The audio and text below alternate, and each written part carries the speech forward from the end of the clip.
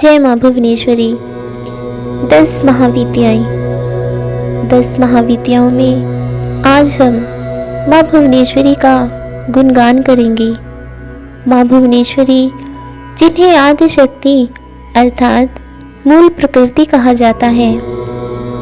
मूल प्रकृति होने के कारण अनेकों ग्रंथों में यह स्पष्ट किया गया है कि जिस साधक ने अपने जीवन में भगवती भुवनेश्वरी महाविद्या सिद्ध नहीं की, वह साधक ही नहीं हो सकता।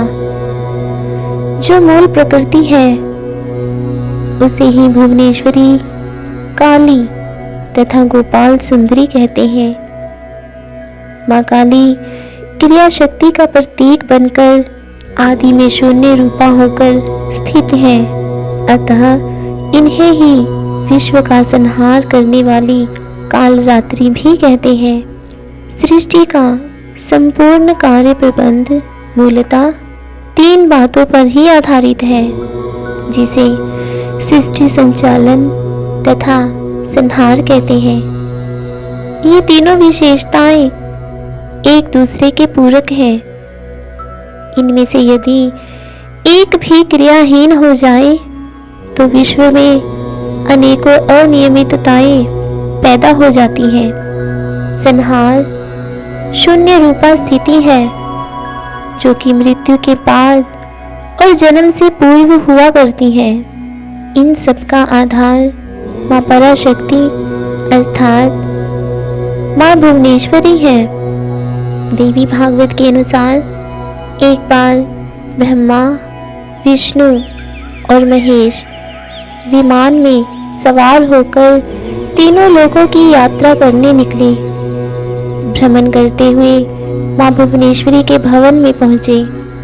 माँ के भवन के द्वार के अंदर प्रवेश करते ही तीनों देव स्त्री बन गए। जब वे माँ भुवनेश्वरी के दरबार में पहुँचे तो माँ के विशाल स्वरूप को देखकर त्रिदेव आश्चर्यचकित हो गए। माँ के पैर के अंगूठे के नाखून में, जो कि दर्पण के समान था, त्रिदेवों ने लाखों करोड़ों ब्रह्मांडों को, लाखों करोड़ों ब्रह्मा विष्णु महेश को और लाखों करोड़ों देवी देवताओं को देखा।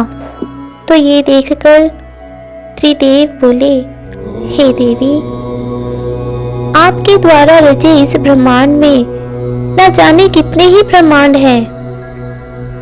ऐसा कहकर त्रिदेवों ने ब्रह्मांड स्वामिनी भगवती भुवनेश्वरी की स्तुति की। ब्रह्मांड स्वामिनी भगवती भुवनेश्वरी ने ब्रह्मदेव को ब्रह्मांडी शक्ति, विष्णु को वैष्णवी शक्ति और महेश को माहेश्वरी शक्ति प्रदान की। भगवती लोक के बाहर आते ही त्रिदेवों ने पुनः अपना स्वरूप प्राप्त किया। जन्मों जन्मों की दरिद्रता को भी भुवनेश्वरी साधना से दूर किया जा सकता है। ऐसे संकल्प जो कई जन्मों के अधूरे रह जाते हैं, प्राणी जन्म जन्म के संकल्पों को पूरा करने हेतु तड़पता रहता है, वह सभी संकल्प माँ भुवनेश्वरी साधना के द्वारा पूरे किए जा सकते हैं। कहा जाता है, रावण ने युद्ध से पूर्व अपनी विजय हेतु महाचंडी यज्ञ का आरंभ किया। रावण ने देश भर के उत्कृष्ट विद्वानों को आमंत्रण भेजा, जिसकी सूचना महायज्ञ के 2 दिन पूर्व श्री राम भक्त हनुमान को हुई। हनुमान ने चिंता का विषय जान सारी रात आंखों में ही बिता दी, क्योंकि यदि यह महायज्ञ संपन्न हो जाता तो रावण की विजय सुनिश्चित थी। निसहाय निरुपाय रावण माँ चंडी के आशीर्वाद के लिए ललायित था। श्री राम भक्त हनुमान जी बेचैन होकर निरंतर इसी चिंता में थे कि किस प्रकार श्री राम जी के सामने आने वाली विपदा को पहले ही ध्वस्त कर दिया जाए। अगले ही दिन वीर हनुमान एक विप्र का रूप धारण कर पहुंच गए यज्ञ स्थली और वहां पहुंचकर सभी ऋषि मुनियों की पूर्ण श्रद्धा भाव से सेवा करने लगे।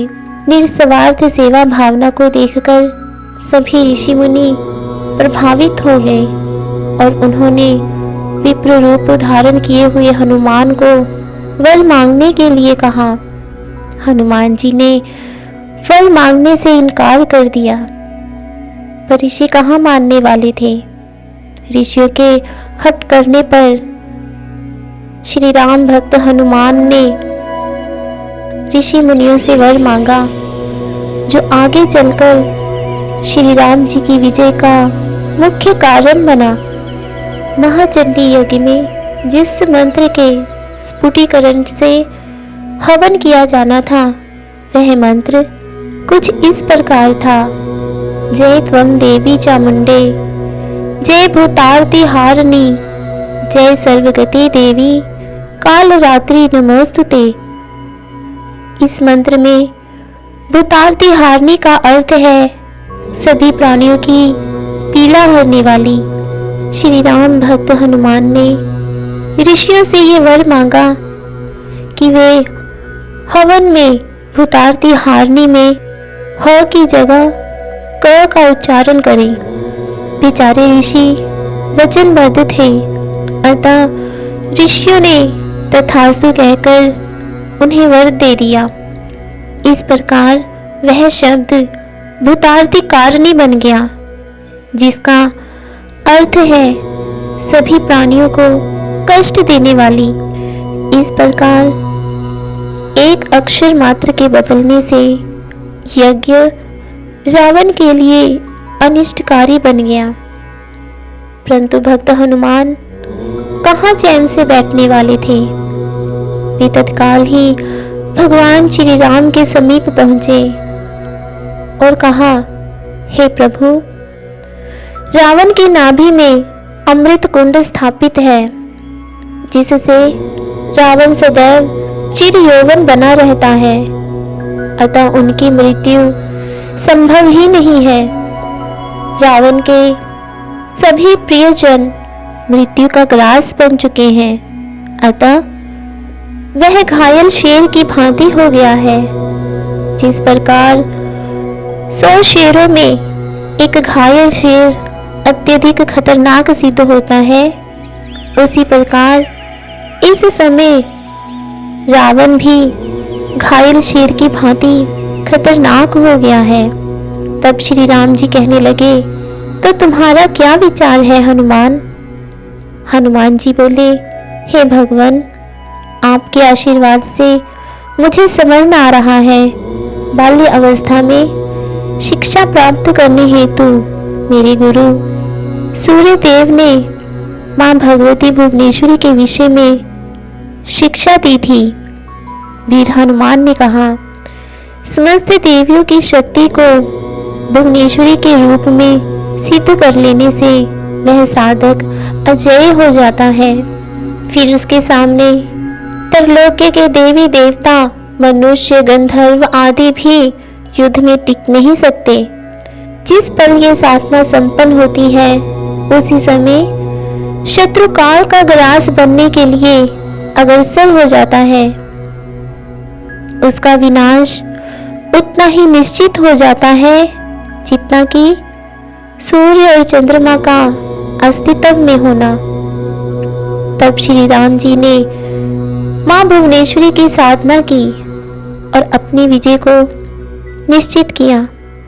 ब्रह्मदेव का लिखा हुआ स्वयं ब्रह्मदेव भी बदल नहीं सकते, परंतु माँ भुवनेश्वरी ब्रह्मदेव का लिखा हुआ भी मिटा सकती है। माँ भुवनेश्वरी का स्वरूप बेहद मोहक है। देवी के देह की कांति उदय होते हुए सूर्य के समान है। माँ के ललाट पर अर्धचंद्र, मस्तक पर मुकुट और 3 नेत्र और चेहरे पर सदा हास्य मुद्रा विद्यमान रहती है। माँ के चारों हाथों में वर, अंकुश, पास और अभय मुद्रा विद्यमान है। साधक संपत्ति लाभ होने के निमित्त आनंदमयी माँ भुवनेश्वरी की साधना करते हैं। ब्रह्मांड को उत्पन्न करने वाली जगन्माता ब्रह्मा, विष्णु और शिव को उत्पन्न करने वाली हैं। माँ ही सृष्टि की कर्ता, स्थिति तथा लय करने वाली है। जो साधक माँ की साधना करते हैं उनकी वाणी अति मधुर और पवित्र हो जाती है। कामदेव को ध्वस्त करने की शक्ति महादेव को भगवती भुवनेश्वरी से ही प्राप्त होती है। प्रिय भक्तजनों, जो व्यक्ति नर जन्म प्राप्त करके भी माँ की आराधना नहीं करता, वह मुक्ति की सीढ़ी पर चढ़कर पुनः गिर जाता है और जन्म मरण के चक्रव्यूह में फंसा ही रहता है। साधक चाहे कोई भी साधना करे, परंतु माँ पराशक्ति माँ भुवनेश्वरी की साधना अपने गुरु के श्री चरण कमलों में रहकर जरूर करनी चाहिए, ताकि योग्य गुरु उचित मार्गदर्शन पर आपको साधना का फल अति शीघ्र प्राप्त हो। भक्तजनों, माँ भुवनेश्वरी की महिमा का गुणगान करने के लिए शब्द ही कम पड़ जाते हैं। अनेकों ग्रंथ भी लिख दिए जाएं तो भी माँ पराशक्ति का गुणगान अधूरा ही रह जाएगा।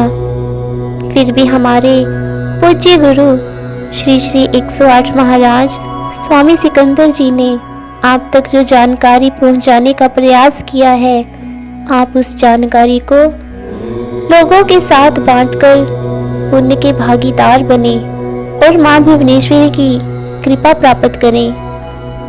प्रिय भक्तजनों, हमारे पूज्य गुरु श्री श्री 108 महाराज स्वामी सिकंदर जी ने जो ये लड़ी आरंभ की है, उसमें आपकी जिज्ञासाओं को देखते हुए एक हेल्पलाइन नंबर जारी किया गया है, जिस पर आप फ़ोन करके हमारी दुर्गा सेना संगठन के मेंबर बन सकते हैं और अपनी जिज्ञासाओं को शांत कर सकते हैं। आध्यात्मिक जानकारी प्राप्त करने हेतु जुड़े रहें आपके अपने चैनल स्पिरिचुअल मेंटर स्वामी सिकंदर के साथ। चैनल को सब्सक्राइब करना और बेल आइकन दबाना कतई ना भूलें, ताकि हमारी हर वीडियोस की नोटिफिकेशन आपको मिले सबसे पहले। सनातन धर्म के प्रचार एवं वेदों पुराणों के ज्ञान को पूरे विश्व में बांटने की हमारी इस सेवा में आप भी शामिल हो सकते हैं। हमारे द्वारा पोस्ट की गई हर वीडियोस को शेयर करके। जय माँ भुवनेश्वरी, जय माँ भुवनेश्वरी, जय माँ भुवनेश्वरी।